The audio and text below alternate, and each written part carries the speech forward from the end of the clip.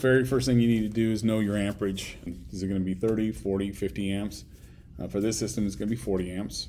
You also need to know the amperage of all of your panels, main panel outside and any sub panel on the interior. You need to know the amperage rating of the main breaker and the bus to make your decisions correctly.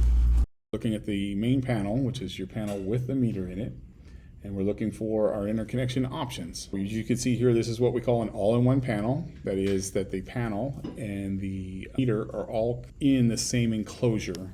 So it's an all-in-one panel. So that immediately eliminates a line side tap.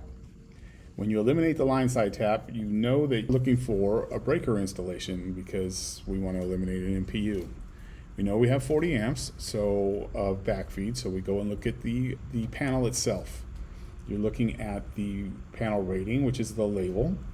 And for this instance, you can see that it is a 200 amp panel. Now, the next thing we're doing is looking at the main breaker. The main breaker is 150 amps. Well, what did we learn from the 120% rule is that for a 200 amp panel, I can feed it with 240 amps. And so 240 minus the main breaker, which is 150. So I can actually feed up to 90 amps on this panel. So a lot of people make the mistake and stop there though. The problem there is that if you look down here and you see these wires that are leaving the panel, they're leaving out of the bottom side of the lugs. In most parts of the country, there will be breakers installed in here on the bus and not fed like this. So the 150 amps goes through the bus, goes out on the wires, and it feeds the sub panel. Now we can install up to 90 amps on this panel legally, but you have to also account for those wires that are leaving on that bus.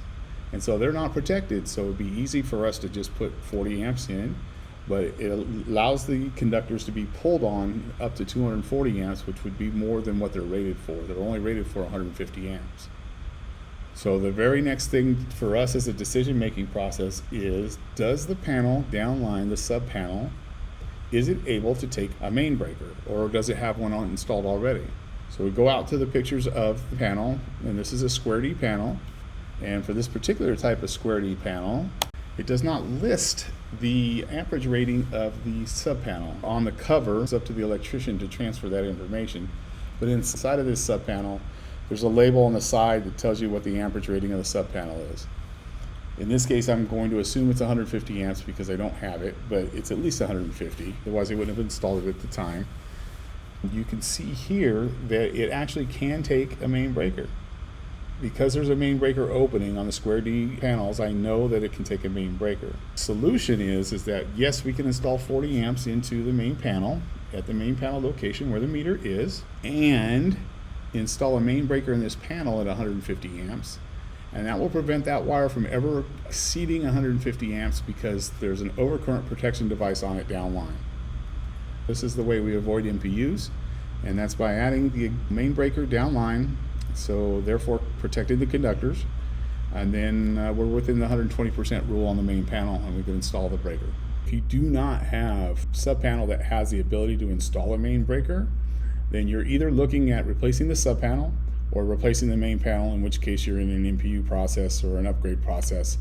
Also, you need to pay attention to the breaker cost, as it can sometimes be very expensive. I neglected the other option. Because there's a 150 amp main breaker on the outside, the interior panel may be a 200 amp panel. We didn't see the label on the inside yet, but if it's a 200 amp panel, you also have the option of installing your breaker opposite end of the bus on the sub panel. The problem you have there is the utility requirements are often that you have to put your disconnect next to the meter, but there are a lot of extra considerations to take in when you are trying to install in a sub panel. Where is the panel? Is it located first floor or second story? Is it in a garage? Is it in a closet? Is it directly on the other side of the meter, which would make it really easy? All those considerations have to come into play when you're trying to make that determination.